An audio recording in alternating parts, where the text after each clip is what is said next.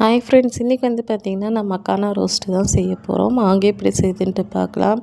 அதுக்கு 2 கப்பு போல் மக்கானா வந்து எடுத்திருக்கேன். நல்லா பேன் வந்து பார்த்திங்கன்னா காஞ்சிருக்கணும். அந்த மாதிரி வந்து எடுத்துக்கோங்க. தண்ணி வந்து சுத்தமாக இருக்கக்கூடாது. அதில் நல்லா வந்து சூடாக இருக்கணும்.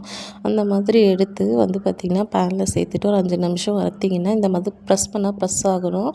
அந்த ஸ்டேஜில் வந்து பார்த்திங்கன்னா கொஞ்சமாக வந்து நெய் வந்து சேர்த்துக்கலாம். நெய் சேர்த்துட்டு கொஞ்சமாக மிளகாய்த்தூள், நம்ம நெய் இல்லைன்னா எண்ணெய் கூட சேர்த்துக்கலாம்.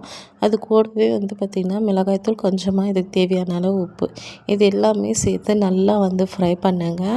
ஒரு 5 நிமிஷம் போல் வந்து ஃப்ரை பண்ணிகிட்டு இருக்கும்போது வந்து பார்த்திங்கன்னா இதோட லாஸ்ட் ஸ்டேஜ் வந்து நல்லா கையில் எடுத்து ப்ரெஸ் பண்ணும்போது வந்து நல்லா வெடித்து வரும். இது ரொம்ப ரொம்ப ஹெல்த்தியும் கூட. ஒரு டைம் கண்டிப்பாக ட்ரை பண்ணி பாருங்கள். சிம்பிள் தான் ரெசிபி, ஆனால் நல்லா டேஸ்ட்டாக இருக்கும். நம்ம பாப்கார்ன் சாப்பிட்ற மாதிரி இருக்கும். இந்த ரெசிபி பிடிச்சிருந்தால் மறக்காமல் சப்ஸ்கிரைப்